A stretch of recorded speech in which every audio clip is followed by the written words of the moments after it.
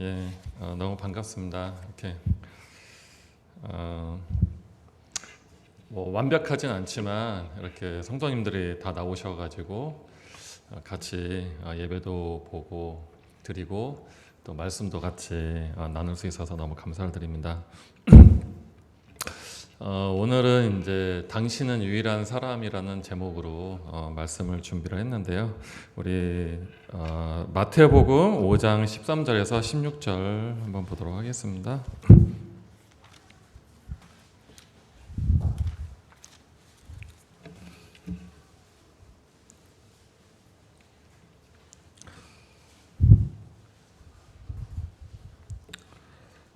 예, 찾으셨으면은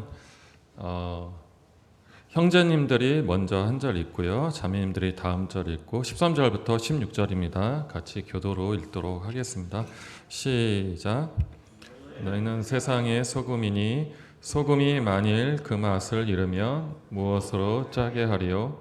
후에는 아무 쓸데 없어 다만 밖에 버려져 사람에게 밟힐 뿐이니라.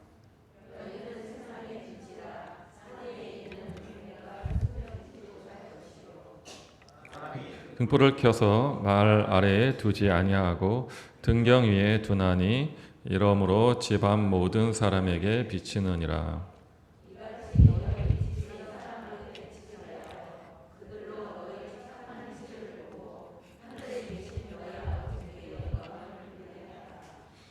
예, 감사합니다. 얼마 전에 이제 저희 장인어른 이렇게 장례식이 있었는데요. 정말 저희 장인어른이 이렇게 아프시고 한 5개월 정도, 5개월 조금 넘어서 이렇게 돌아가셨어요. 근데 참 형제 자매님들의 기도를 너무 많이 해주시고 또 이 장례식이 저는 이제 뭐 이렇게 제가 직접 상주가 돼가지고 장례식을 한 건 처음인데 장례식이 참 제 마음에는 아름답게 느껴졌어요. 장례식이 아름답다고 그러니까 이상하게 들리실지 모르지만 주님이 계시기 때문에 참 아름다웠던 것 같아요. 장례식이요. 우리 무엇보다도 우리 형제 자매들 기도에 정말 감사를 드립니다. 제가 이렇게 순간순간 우리 교회에서 기도하고 있다는 게 저한테 너무 큰 힘이 되더라고요. 근데 이제 처음에 저희 그 아버님이 이렇게 아프실 때 처음에는 뭐 이렇게 몸이 안 좋다고 그러시고 또 식사도 잘 못 하시겠다고 그러셔가지고 그냥 별거 아닌 것처럼 생각을 했는데 이제 아시는 것처럼 이렇게 진단을 받아 보니까는 이제 췌장암으로 이렇게 밝혀진 거죠. 그래서 이제 입원을 하셨거든요. 근데 이제 아버님이 이렇게 처음에는 그 현실을 못 받아들이시더라고요. 예, 본인이 이렇게 암에 걸렸다는 거, 내가 죽을 병이라는 거 이런 거를 이렇게 받아들이지를 못하시더라고요. 근데 이제 병원에서 이야기하기는 뭐 한 3개월 정도밖에 못 사신다 그렇게 얘기를 했고, 그러면서 이제 아버님이 이제 그 호스피스 병동을 이렇게 옮겨 다니면서 호스피스 병동이 또 2달 이상은 이렇게 한 군데 못 있는데요. 그래서 이렇게 옮겨 가면서 이제 병상 생활을 하셨고요. 또 어떻게 마침 집사람이 직장을 그만둬 가지고 이제 또 저랑 집사람이랑 번갈아 가면서 이렇게 가서 간호를 했어요. 근데 뭐 제가 시간이 있을 때는 이제 매일 갈 때도 있었고 안 그러면 뭐 2, 3일에 한 번씩 갈 때도 있었고 이렇게 가면서 이제 아버님 이렇게 옆에서 좀 돌봐드리고 이렇게 했거든요. 근데 이제 저희 그 아버님이 이렇게 허리가 좀 많이 아프셨어요. 그래가지고 제가 뭐 가서 특별한 거 한 건 아니고 이제 아버님이 이렇게 허리가 좀 아프시니까 이렇게 한 자세로 오랫동안 있지를 못하시더라고요. 그래서 이렇게 누워 있다가 이제 한 3분 지나면은 저를 막 부르세요. 이렇게 예, 그러면 이렇게 그래가지고 이제 손잡고 딱 이렇게 드리고 또 조금 3분 있으면은 이봐 눕혀 그렇게 예, 눕혀 드리고 또 3분 있으면 이봐 이렇게 예. 그게 이제 제가 주로 하는 일이었어요. 눕혀졌다 이렇게 졌다. 그리고 이제 또 이렇게 말씀도 이제 아버님하고 같이 이렇게 나누기도 하고 그렇게 했는데 아버님이 이제 병원에서 이야기했던 것보다는 조금 더 오래 사셨던 것 같아요. 근데 한 9월 초쯤인가 이제 병원에서 그러더라고요. 아버님이 상태가 좀 많이 안 좋으니까 준비를 해야 될 것 같다고. 그래갖고 진짜 아버님을 뵈니까는 상태가 너무 안 좋으신 거예요. 그때 가서 말도 갑자기 막 못 하시고 음식도 밥도 식사도 못 하시고 막 그러시더라고요. 그래서 아버님이 정말 돌아가실 때가 된 것 같다 그렇게 생각을 하고 있었는데 근데 아버님이 또 안 돌아가시고 이렇게 쭉 그냥 계시더라고요. 그 상태로. 근데 이제 가서 뵈면은 참 안타까운 게 이렇게 본인은 이제 말을 하고 싶어 하시는데 말이 안 나오는 거예요. 이렇게 말을 하려 혀가 이렇게 꼬여가지고 숨도 가쁘고 하니까는 말을 간신히 막 한두 마디 하다가 또 힘들어서 그냥 못 하시고 이제 이러시더라고요. 그런데 이제 어느 날 그러고 있다가 이제 어느 날 이렇게 갔는데 아버님이 그날은 컨디션이 굉장히 좋으신 거예요. 그 뭐 이렇게 말을 너무 그러니까 숨은 차신데 말을 너무 잘하시는 거예요. 근데 이제 저를 보자마자 아버님이 정말 내가 참 마음에 느껴지는 건데 하나님이 정말 대단하신 분인 것 같다고 그러시면서 그날 이제 막 이렇게 본인 간증을 하시더라고요.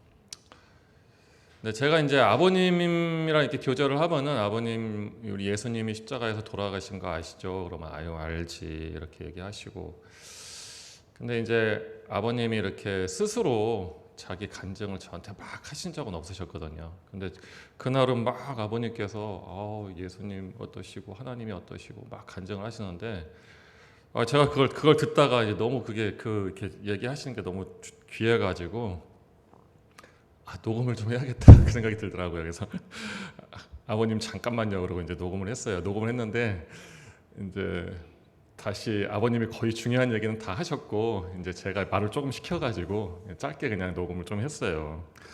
했는데 하여튼 그날은 굉장히 이렇게 컨디션이 좋으셨어요. 아버님이 막 진짜 언제 막 말을 못했냐는 듯이 그렇게 좀 숨은 차시지만 말도 이렇게 또박또박 하시고 또 이렇게 천안에 있는 큰 딸한테도 전화해가지고 또 통화도 하시고 뭐 그러셨거든요. 그래서 이제 저는 생각하기를 아버님이 조금 더 사시려는가 보다 그렇게 생각을 했는데 그 다음 날 가니까는 상태가 너무 안 좋으신 거예요. 그 전보다 더 안 좋으신 거예요. 이제 막 가끔 막 정신도 잘 이렇게 못 차리시는 것 같고 막 그러시더라고요. 그러더니 이제 한 일주일 있다가 이렇게 아버님께서 돌아가셨거든요. 네, 제가 정말 감사했던 건 뭐냐면 그 임종 당시 제가 이제 우리 식구들 중에 유일하게 제가 아버님 임종을 지켜봤습니다. 어머님도 옆에 계셨고요. 어머님도 봤는데 어머님은 이제 아버님이 돌아가시는 걸 몰랐어요. 그냥 옆에서 있었고 저는 이렇게 임종하는 순간에 봤는데 네, 제가 너무 감사했던 게 뭐냐면 그날 아침에 아버님이 의식이 있었거든요.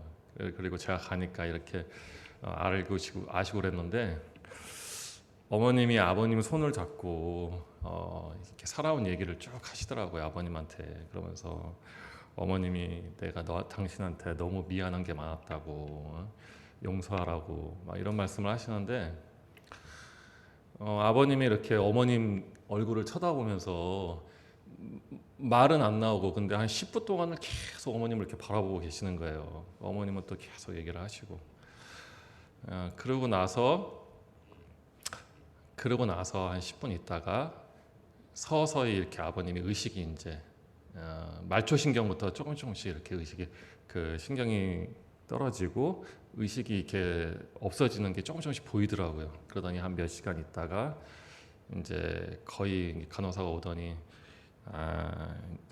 지금 돌아가시고 있는 중이라고 이렇게 얘기를 하더라고요. 전 사람이 그렇게 죽는 거라고는 생각을 못했는데 그렇게 이제 신경이 말초신경부터 이렇게 없어지면서 돌아가신다고 하더라고요.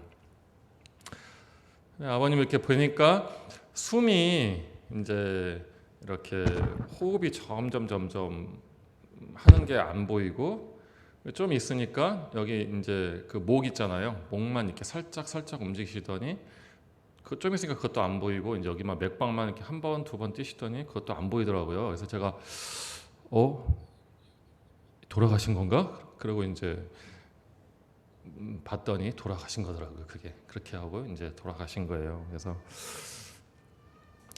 너무 평안히 이렇게 잘 돌아가셔서 그런 것도 너무 감사하고 그래서 이제 아버님을 모시고 이렇게 장례식장을 갔어요. 갔는데 저희 아버님이 참 이렇게 원래 그 하남 그 광주 지역 토백이세요. 그러니까 그 저희 인천에 사신 지 한 4, 5년 됐는데 광주에서만 한 70평생 이상을 사신 거죠. 굉장히 그 고향 친구분들도 굉장히 많고 뭐 종친에 뭐 여기저기 하여튼 그 관련돼 있으신 분들이 굉장히 많아요. 그래서 어쩔 수 없이 그 하남시 쪽으로 또 큰형님도 거기 계시기 때문에 그쪽으로 이제 장례식장을 잡았는데 제가 딱 가보니까는 그 장례식장에 이제 아버님 그 영정 사진이 있고요.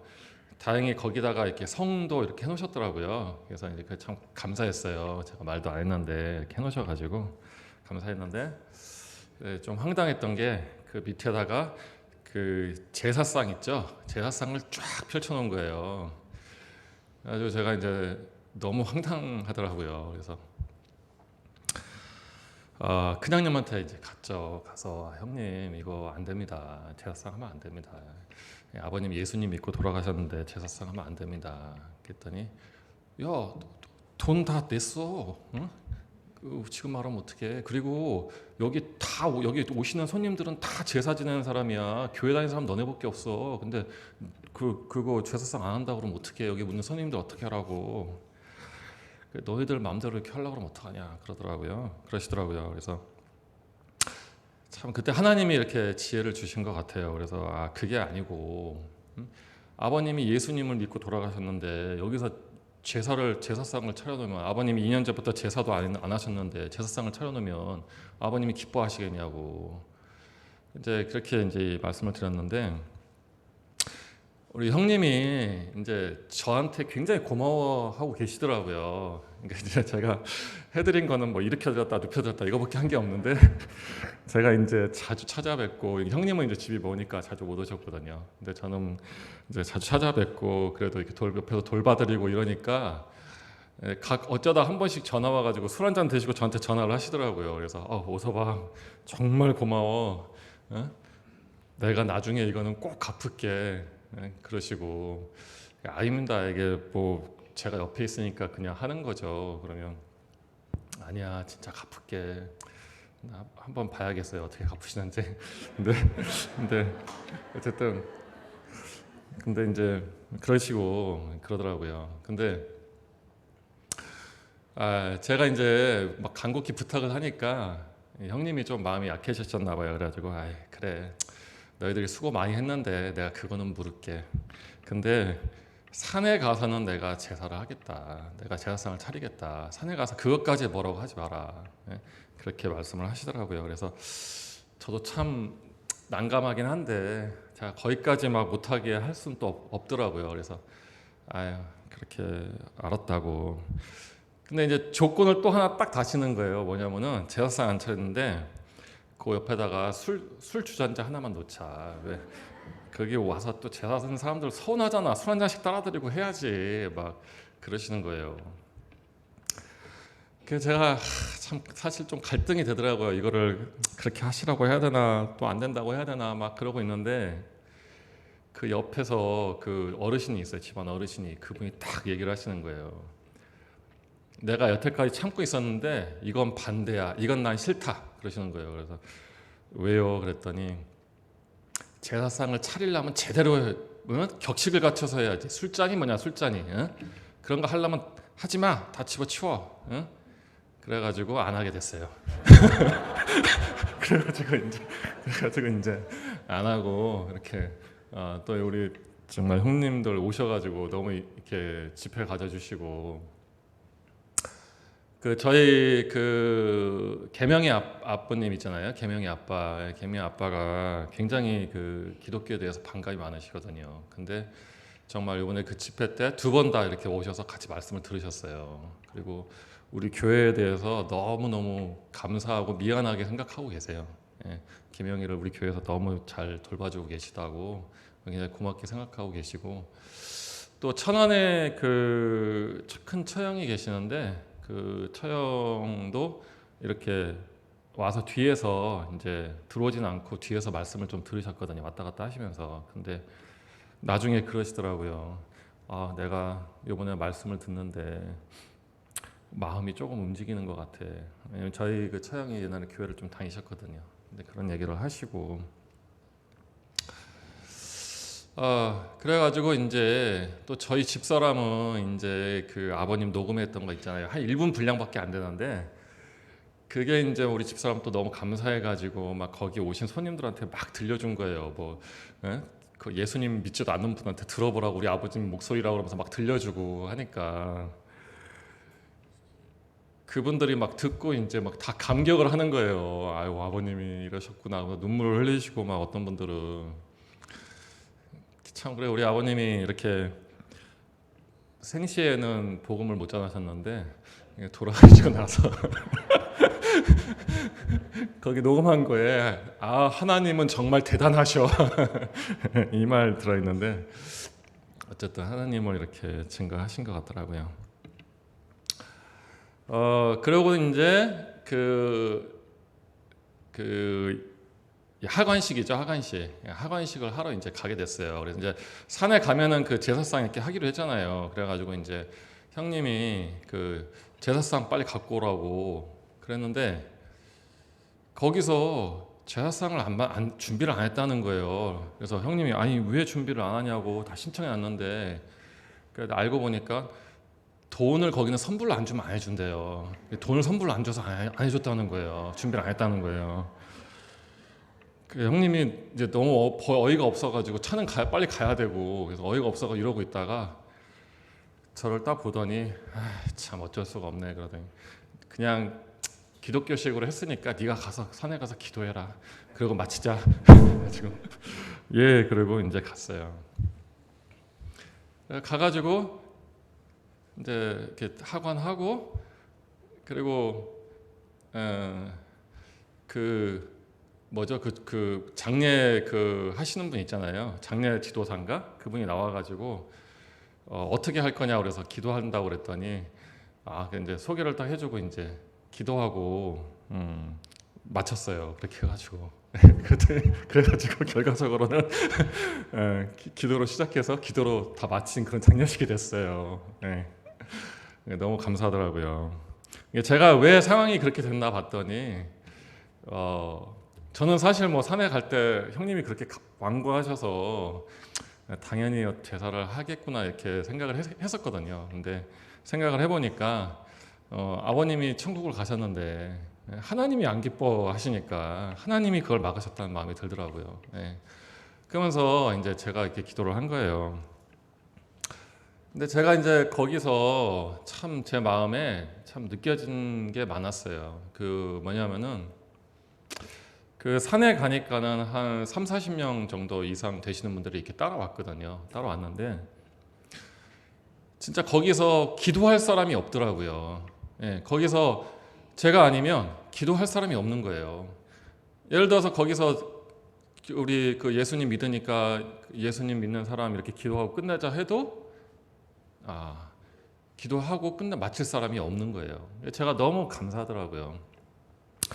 제 마음에 어떤 마음이 드냐면 야, 정말 내가 예수님을 믿고 있다는 게 이렇게 감사한 일이구나. 내가 만약에 이 자리에서 내가 예수님을 안 믿고 있었다면 다른 사람들을 어떻게 해서든 뭐라도 하나 제사상이라도 하나 만들어서 뭐라도 술이라도 거기다 뿌리고 뭐 하려고 했을지 모르지만 내가 주님을 믿고 있으니까 내가 정말 별 볼 일이 없는 사람이지만 주님을 믿고 있으니까 이 자리에서 기도를 하고 마칠 수가 있구나. 제가 이제 마음에 너무 감사했거든요. 그러면서 제 마음에 들어진 생각이 정말 우리는 내가 나를 볼 때는 너무 보잘것없는 사람인데 나는 이 세상에 둘도 없는 하나님의 자녀다. 그런 마음이 그날 제 마음에 강력하게 들었습니다.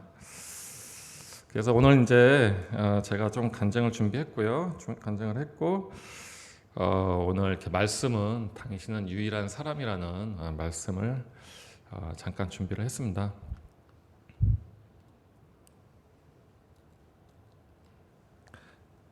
네. 자, 오늘 이제 마태복음 5장 13절에서 16절을 읽었는데요. 첫 번째는 우리는 이 세상에 이제 유일한 소금이다라는 것을 우리가 생각해 볼 수 있다고 생각합니다. 그 13절에 보면 너희는 세상의 소금이니 소금이 만일 그 맛을 잃으면 무엇으로 짜게 하리요 후에는 아무 쓸데없어 다만 밖에 버려져 사람에게 밟히울 뿐이니라 이렇게 말씀을 하고 있습니다. 우리가 세상의 소금이다. 하나님께서는 예수님께서는 이렇게 말씀을 하신 것입니다.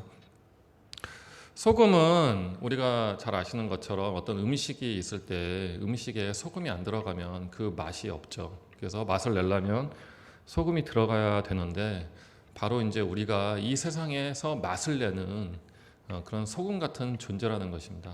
그리스도의 맛을 내는 그런 소금 같은 존재라는 것이죠. 근데 이 소금은 그 결정 그 자체로 존재하고 있으면 절대로 맛을 내지를 못하는 것 같아요. 그렇죠? 그 알갱이 그 자체로는 맛을 낼 수가 없는 거죠. 그 소금은 반드시 물에 녹아서 그 음식에 녹아져 들어갈 때 그 소금은 제 맛을 내는 것입니다. 그러니까 우리는 이 세상과 분명히 구별된 자이지만 우리가 이 세상에 녹아져 내려 들어갈 때 내 형체를 나라는 그 결정을 잃어버리고 내 형체를 잃어버리고 우리가 이 세상에 녹아져 들어갈 때 우리는 이 세상의 소금과 같은 존재가 된다라고 말씀을 하고 있다고 생각이 됩니다. 그래서 우리는 이제 이 세상에 맛을 내는 것이죠. 제가 장례식장에 보면 사람들은 정말 허무한 것, 장례식장뿐만이 아니라요. 이 세상의 사람들의 어떤 이야기나 삶을 보면 허무한 것을 주목하고 살아가죠. 그렇죠? 먹고 사는 문제, 물론 우리 먹고 사는 거 중요하지만 먹고 사는 문제, 세상의 어떤 썩어질 것들 거기에 주목하면서 무엇을 먹을까, 무엇을 마실까, 또 나를 위해서 내 쾌락을 위해서 무엇을 하면 더 즐거울까, 이제 이런 것을 하고 살아가지만 우리는 그리스도의 맛을 이 세상에 내주는 사람들입니다.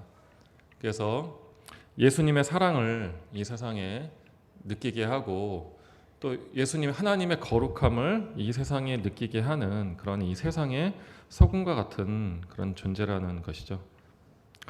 소금은 어떤 기능을 하냐면 음식을 부패하지 않게 하는 기능을 하잖아요. 그렇죠? 그래서 그 소금이 옛날에 보면 지금 이제 냉동 보관을 하지만 이렇게 생선 같은 거 소금으로 절여가지고 보관을 하고 부패하지 않게 그런 역할을 하는데 이 소금이 들어가게 되면 음식을 부패하는 것을 또 막아주는 역할을 하는 것입니다. 그래서 우리는 이 세상에 소금과 같은 존재라고 예수님께서는 말씀을 하고 계시는 것입니다. 두 번째는 우리는 이 세상의 유일한 빛이시라는 것입니다. 유일한 빛이라는 것입니다. 자, 우리 디도서 2장 14절 말씀이 있는데요. 이 앞에 말씀 같이 한번 읽어보겠습니다. 시작.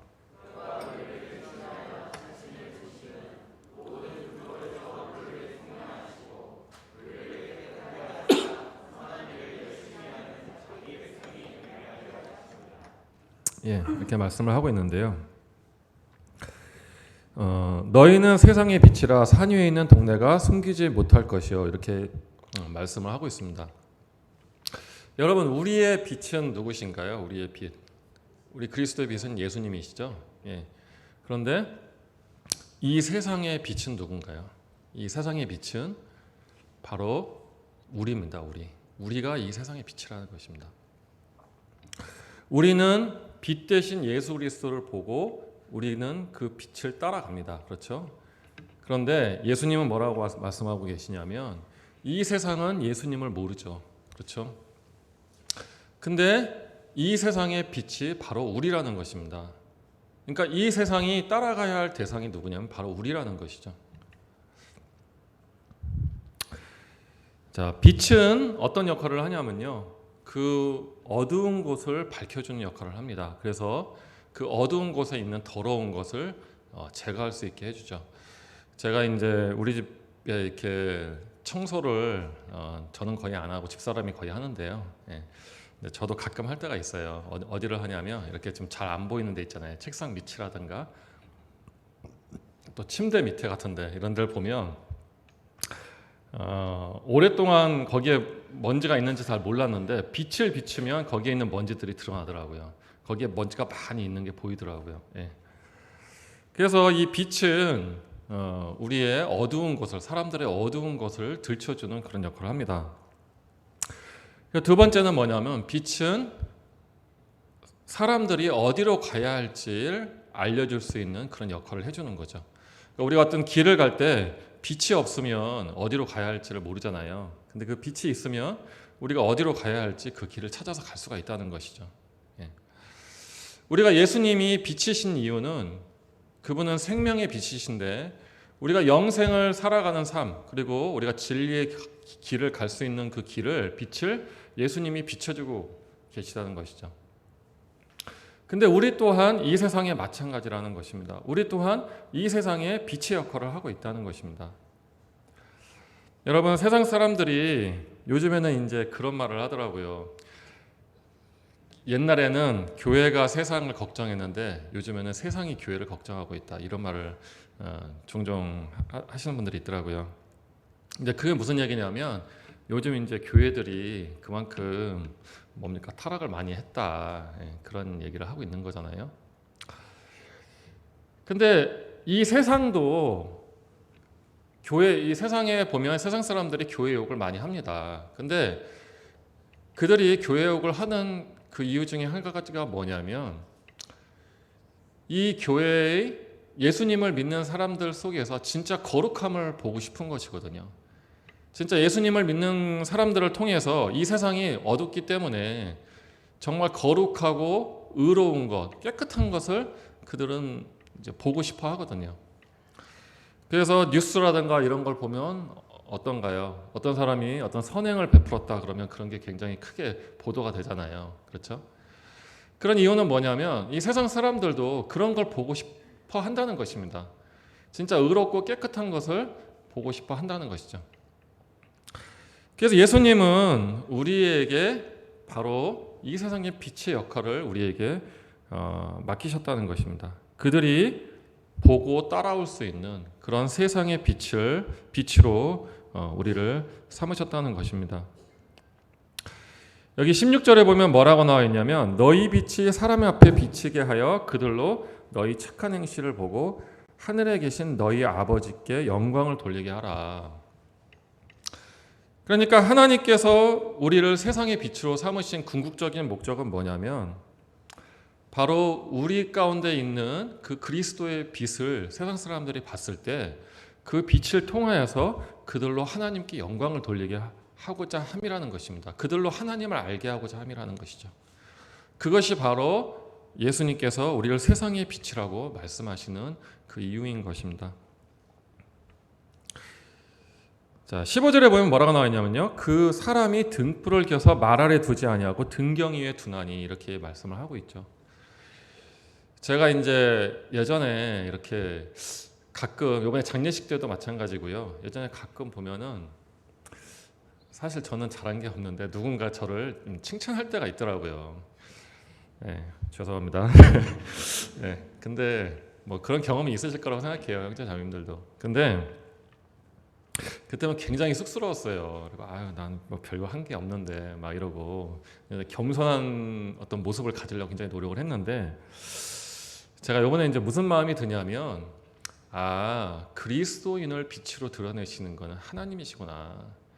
그러니까 그리스도인을 통해서 하나님이 그 그리스도인을 통해서 이 세상 가운데 우리를 빛으로 드러내서 이 세상 가운데 모범이 되게끔 하고 싶으신 거예요. 그것이 바로 하나님의 뜻인 것이죠. 그리고 그런 그리스도인을 통해서 그들이 하나님께 영광을 돌리고 하나님을 알게 하고 싶어 하시는 것이 바로 하나님의 뜻이라는 것을 이번에 참 이렇게 생각을 하게 됐습니다.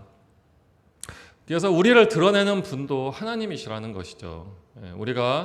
물론 우리가 드러날 때 겸손하고 절제하는 마음을 가져야 합니다. 그렇다고 해서 막 과시를 하고 그래 이런 사람이야 그러면 안 되겠죠. 하지만 왜 하나님이 우리를 드러내시는지를 알아야 한다는 거죠. 우리를 드러내시는 이유는 그들에게 세상의 빛으로 예수님께서 우리를 드러내고 싶어 하시기 때문이라는 것이죠. 그것이 바로 하나님의 목적이라는 것입니다. 자, 세 번째는 우리는 이 세상의 참 소망을 이야기할 수 있는 유일한 사람들이라는 것입니다. 우리 같이 앞에 있는 베드로전서 1장 21절 같이 한번 읽어보겠습니다. 시작. 그를 죽은 자 가운데서 살리시고 영광을 주신 하나님을 그리스도로 말미암아 믿는 자니 너희 믿음과 소망이 하나님께 있느니라. 제가 정말 그 장례식장에서 정말 감사했던 거는 또 한 가지가 뭐냐면요. 거기에 계신 많은 조문객들이 있었지만 그들이 와서 할 수 있는 거는 그 영정 앞에서 땅을 치고 우는 것밖에 할 수가 없더라고요. 그 입관식 산에 가서도 그 형님도 그렇고 많은 사람들이 그 슬픔을 못 이겨가지고 그 아버님 그 산소 앞에서 엎드려서 막 울고 죄인과 같은 막 그런 마음을 갖고 막 그러더라고요. 저희가 이제 입관식 하고 나니까는 여기다 이렇게 띠를 하나씩 차게끔 이렇게 주더라고요. 그래서 저는 그게 이제 뭔지를 몰랐는데 얘기를 들어보니까 이 띠가 의미하는 것은 나는 죄인입니다. 그런 의미래요. 그러니까는 아버님을 내가 잘 봉양해서 더 살지 못하게 하고 아버님을 빨리 보내드리게 한 그런 죄인입니다. 그 의미로 이걸 찬다고 합니다. 근데 세상 사람들은 그거밖에 할 수가 없는 거예요. 아버님이 돌아가셔서 아버님이 그 땅 속에 계신 줄 알고 내가 아버님을 이렇게 제대로 못 모셨습니다. 죄인입니다. 어찌 보면 세상 사람들 입장에서는 그게 가장 큰 효도죠. 아버님 돌아가셔도 아버님을 잘 모시는 게 그들 입장에서는 가장 큰 효도라고 생각할 수 있어요. 하지만 그들 마음속에는 무엇이 없냐면 그들 마음속에는 소망이 없는 것입니다. 죽은 사람에게 아무리 그 앞에 가서 통곡을 하고 내가 죄인입니다 하고 하면은 무엇을 하겠습니까? 아무런 소망이 없는데요. 그렇죠? 하지만 우리는 제가 거기서 우리 형님들 오셔서 집회를 가져주시고 저도 거기서 입관할 때 또 하관할 때 이렇게 기도를 했지만 제가 기도할 때 또 그분들 앞에서 무엇을 얘기했냐면 아버님은 여기 계시지 않습니다. 아버님의 육체는 지금 흙 속으로 들어갔지만 아버님의 영혼은 지금 하나님 나라에 가셔서 우리 하나님과 같이 그 천국에 계십니다. 그러니 슬퍼하지 마십시오. 저는 그 얘기를 그분들에게 해줄 수가 있었거든요. 그거를 누가 해주겠습니까? 어떤 사람이 가서 아버님 여기 계시지 않습니다. 아버님은 천국에 가셨습니다. 아버님은 하나님과 같이 계십니다. 그걸 누가 자신 있게 이야기해 줄 수 있냐는 것이죠. 그 얘기를 해줄 수 있는 사람은 바로 우리밖에 없다는 것입니다. 그 소망을 전해줄 수 있는 사람은 바로 저희들밖에 없다는 것입니다. 그러니 저희들이 얼마나 대단한 일을 하는 것입니까? 그 절망밖에 없는 세상 사람들을 향해서 아버님은 죽지 않으셨습니다. 아버님은 죽으셨지만 다시 살아나셨습니다. 라고 이야기해 줄 수 있는 바로 유일한 사람이 바로 저희인 것입니다. 제가 그 장례식을 겪으면서 정말 그 부분이 너무너무 감사하더라고요. 그분들 앞에서 저도 옆에서 같이 땅을 치면서 울고 슬퍼하는 것이 아니라 그분들에게 하나님에 대한 소망, 천국에 대한 소망을 이야기할 수 있다는 것이 너무 감사했습니다. 우리 네 번째는요. 우리는 하나님과 세상을 화목하게 할 수 있는 유일한 사람이라는 것입니다. 그의 십자가의 피로 화평을 이루사 만물고 땅에 있는 것들이나 하늘에 있는 것들이 그로 말미암아 자기와 화목하게 되심을 기뻐하심이라라고 말씀을 하고 있습니다. 우리 그 밑에 있는 고린도후서 5장 18절에서 19절도 같이 한번 읽어보도록 하겠습니다. 시작.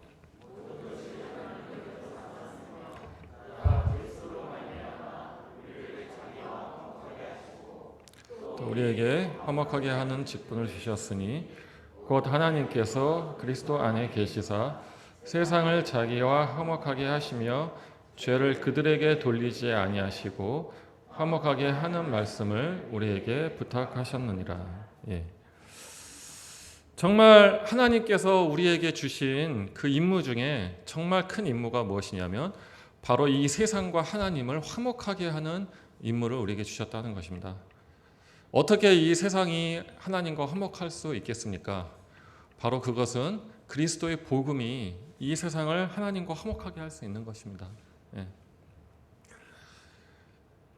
세상 사람들이 하나님과 원수되어서 하나님을 모르고 살았지만 우리는 그들을 하나님께로 인도하는 중매쟁이가 될 수 있는 것입니다.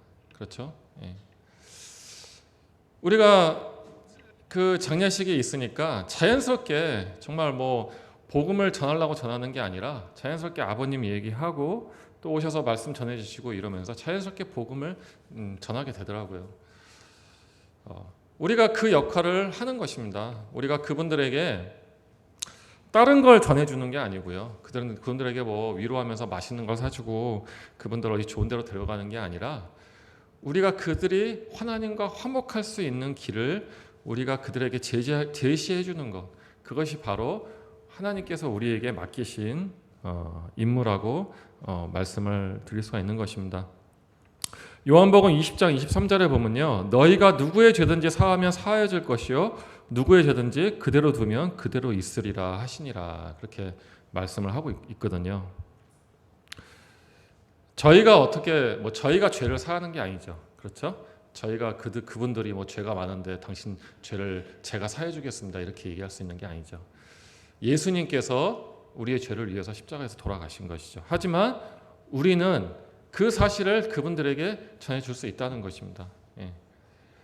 그 회개하는 자가 있다면 당신의 죄가 예수님의 피로 이미 사해졌습니다라고 그들에게 이야기해 줄 수가 있다는 것이죠.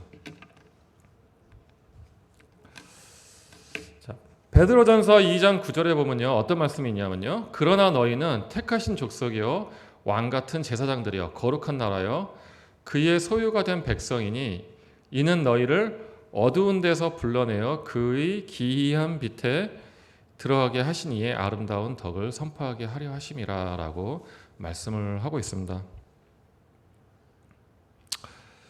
자, 하나님께서는 우리가 왕 같은 제사장이라고 말씀을 하고 있는 것입니다. 제사장이 어떤 일을 했습니까?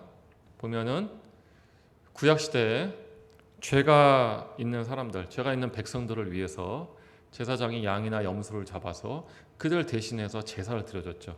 그렇죠? 예. 그런데 이 구약의 제사장은 이제 의복을 입고 그냥 그 성소에 들어가면 안 되거든요. 반드시 하나님께서 말씀하신 그 의복을 입고 성소에 들어가야 됐는데 제사장이 함부로 사람들한테 죄가 사해졌다고 얘기를 못하는 거예요.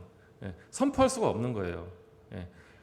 왜 그러냐 하면은 반드시 그 제단에 들어가서 제사의 업무를 보고 제사가 다 마친 다음에 그 백성들의 죄가 사해졌다라고 이야기할 수가 있는 것이거든요.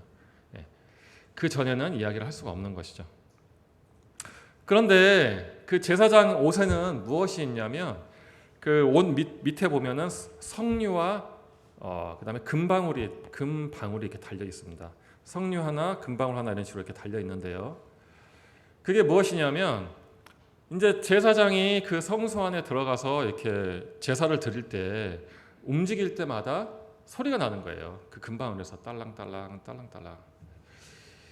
자, 그러니까 제사장이 이렇게 제사를 드리고 양을 잡아서 제사를 드리고 하나님께 이제 기도를 하고 이렇게 할 때 딸랑딸랑 딸랑딸랑 이렇게 소리가 나니까 밖에 있는 사람들은 이제 보지는 못하고요, 그 소리에 주목을 하는 거죠. 그래서 안에서 딸랑딸랑 소리가 나면 지금 우리 제사장님이 어디쯤 일을 하고 있겠구나. 지금 양을 잡고 있겠구나. 지금 뭘 하고 있겠구나. 지금 지성소에 들어가셨겠구나. 자, 근데 그렇게 하다가 그 종소리가 멈춰버리면 어떻게 되는 건가요? 종소리가 멈춰버리면은 제사장이 무슨 문제가 발생을 한 겁니다. 그렇죠? 잘못하면 제사장이 죽임을 당할 수도 있어요. 잘못된 하나님이 하라는 규례대로 하지 않으면 그 자리에서 죽임을 당할 수도 있어요. 그러면 그 종소리가 멈춰버리면 제사장이 나와서 당신들의 죄가 사해졌습니다 하고 선포하지 못하는 것입니다. 반드시 그 제사의 과정을 다 마치고 그 딸랑딸랑 다 마치고 나면 어떻게 되겠어요? 나올 때쯤 되면은 그 소리가 점점 가까워지겠죠. 그러면 그 주위에 있는 사람들이 안도를 하는 거죠. 이제 다 끝났다. 이제 우리 죄가 다 사해졌구나. 그리고 딱 나와서 제사장이 말을 하겠죠. 여러분들의 제사가 다 끝났습니다. 여러분들의 죄가 다 사해졌습니다. 그러면 그들이 기쁜 마음으로 돌아갈 수가 있는 것입니다. 그런데 여기 지금 베드로전서에 보면은 뭐라고 말씀하고 있냐면 우리가 왕 같은 제사장이라는 것이죠.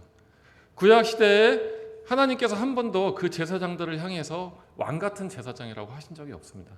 근데 우리를 향해서는 왕 같은 제사장이라고 말씀을 하셨다는 것입니다. 우리에게는 왜 왕 같은 제사장이라고 하셨을까요? 우리에게 왕 같은 제사장이라고 하신 이유는 그 제사가 구약의 매년마다 또 정말 절기마다 드려졌던 그 제사가 이미 2000년 전에 십자가에서 끝이 나고 우리에게 이 세상의 모든 죄가 사해졌음을 선포할 그 권세를 우리에게 주셨다는 것입니다. 구약의 제사장들은 선포할 수가 없었습니다. 구약의 제사장들은 그 제사 과정을 다 마치고 말을 할 수밖에 없었지만 우리는 그 모든 제사가 끝났음을, 이 땅을 향해서 예수님이 우리의 죄를 지고 다 돌아가신 그 십자가에서의 사역을, 그래서 우리가 누구든지 믿는 자는 더 이상 정죄함이 없고 의로워졌음을 우리는 선포할 수 있다는 것입니다. 그런 놀라운 권세를 우리에게 주셨다는 것입니다. 바로 왕은 어떤 일을 합니까? 왕은 선포할 수 있는 것입니다. 그 나라의 법을 선포할 수 있는 것입니다. 우리가 하나님께서 우리에게 주신 그 새 언약, 예수 그리스도로 말미암아 주신 그 새 언약을 우리로 하여금 선포할 수 있도록 놀라운 권세를 주셨다는 것입니다.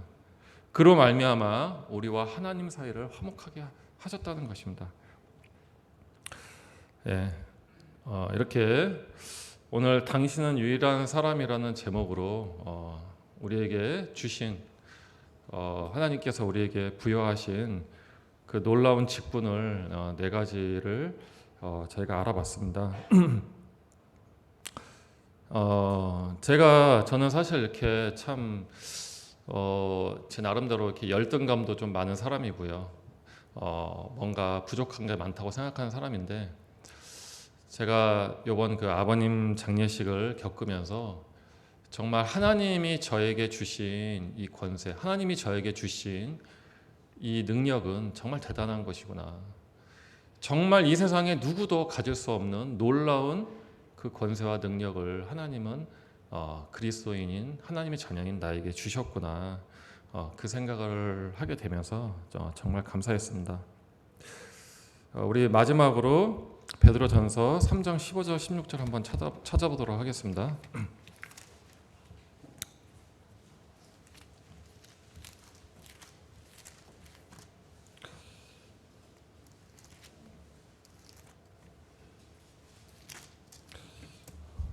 장 15절 16절.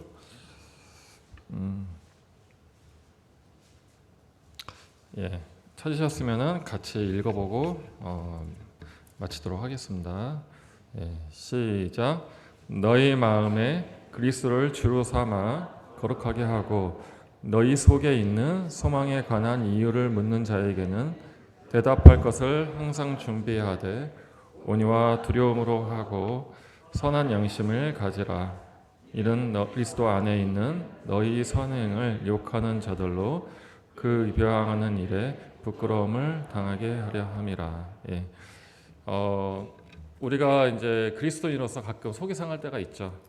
그리스도인이기 때문에 누군가에게 본의 아니게 비방을 받고 욕을 먹을 때가 있습니다. 하지만 말씀은 우리가 주님 안에서 선한 행위를 가질 때, 선한 양심을 가질 때 오히려 그들이 부끄러진다고 말씀을 하고 있습니다. 예, 감사합니다. 마치겠습니다.